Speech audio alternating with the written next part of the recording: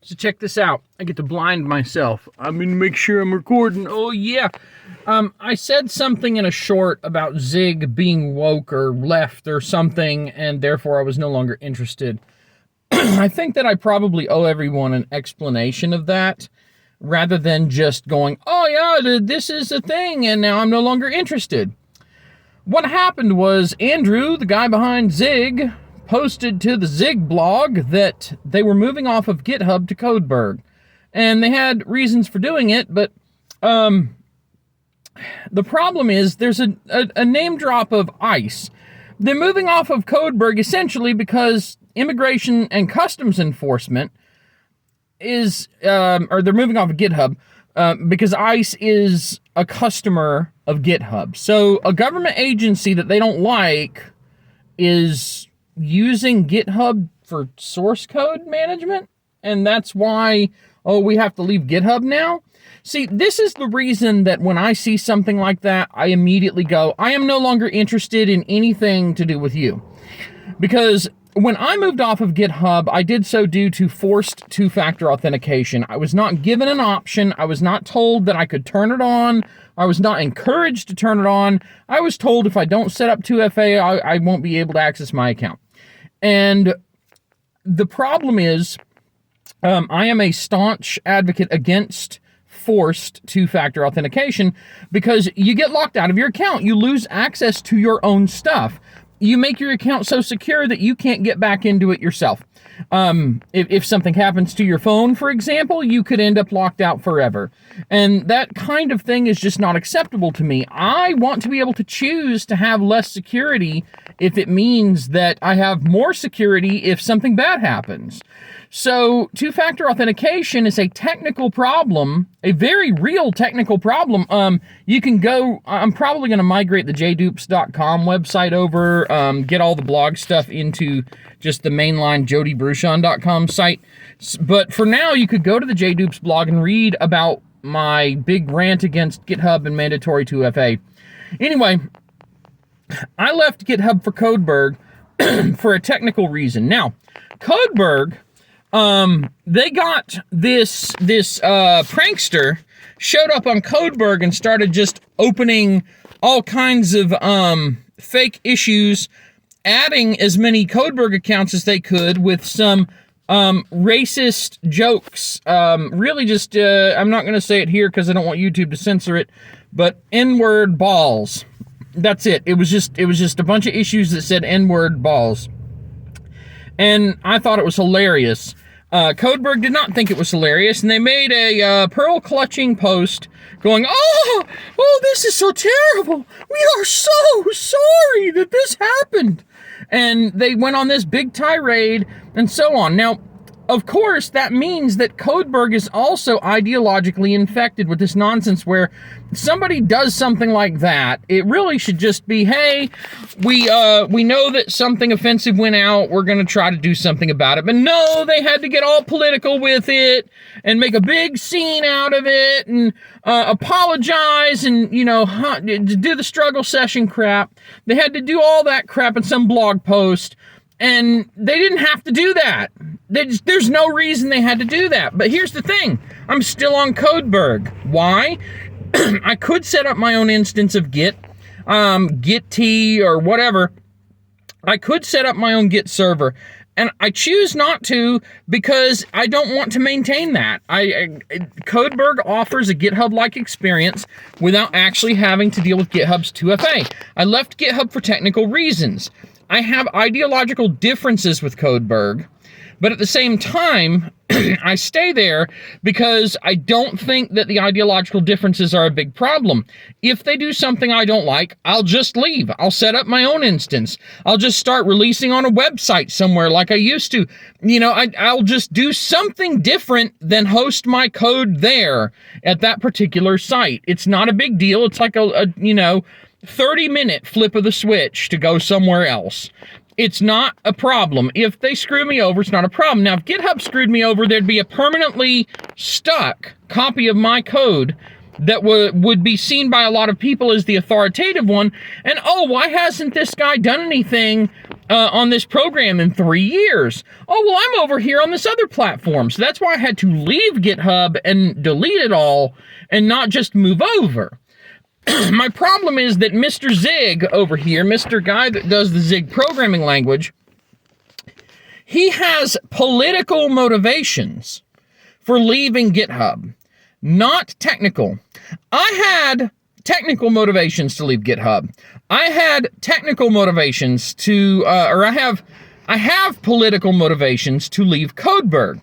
However, I recognize that political motivations alone are not necessarily always a good reason to not use something. Now, it's possible that this does not affect the Zig language. It's possible that everything will be fine and it will become the most amazing C replacement ever, blah, blah, blah, blah, blah.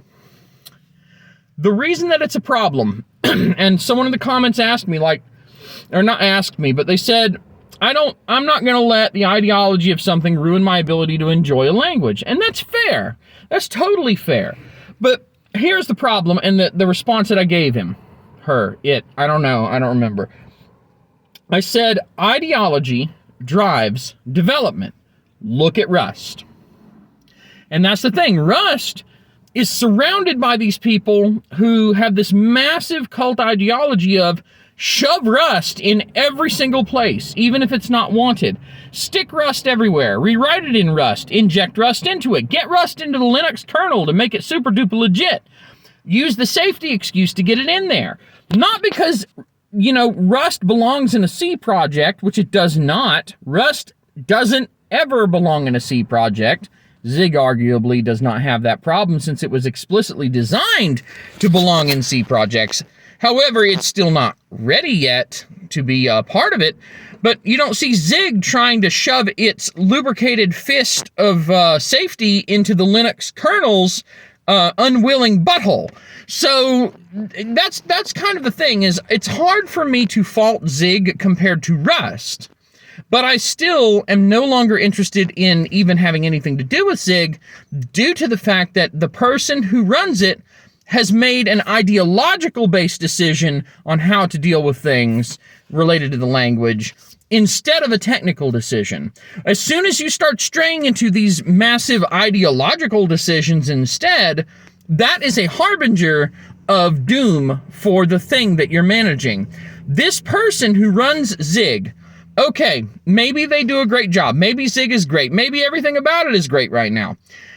But in the future, since it is still a developing language, where will it go? Will it still be okay? Will Zig go to crap?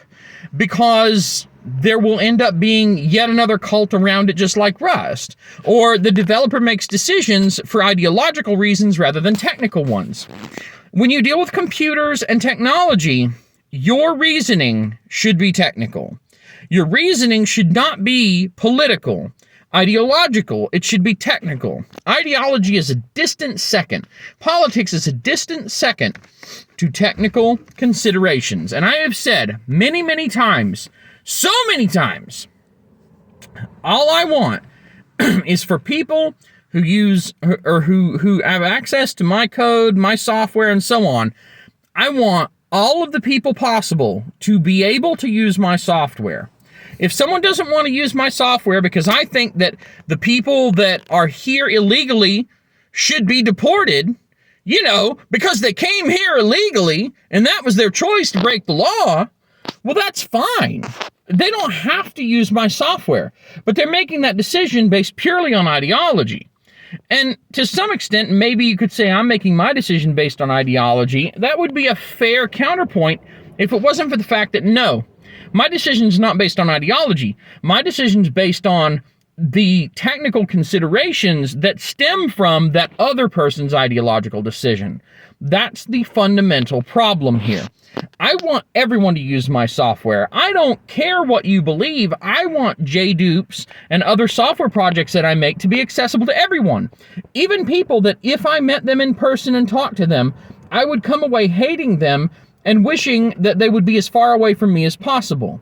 I still want them to be able to use my software. That's a basic principle of free software. You have the freedom to use my software even if you don't agree with me, even if you don't like me.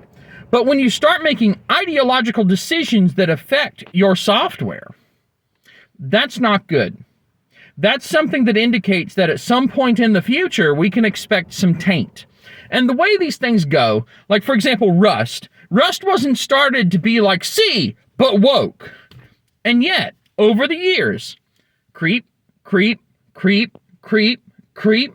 Look where we are now. Rust has this massive cult around it that are just a bunch of psychos that they basically just want to shove it everywhere.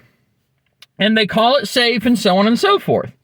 Will Zig be the next Rust? Probably not, because Rust pretty much dominates the I'm an ideological prick that wants to just shove my fist into everybody's unwilling butthole space.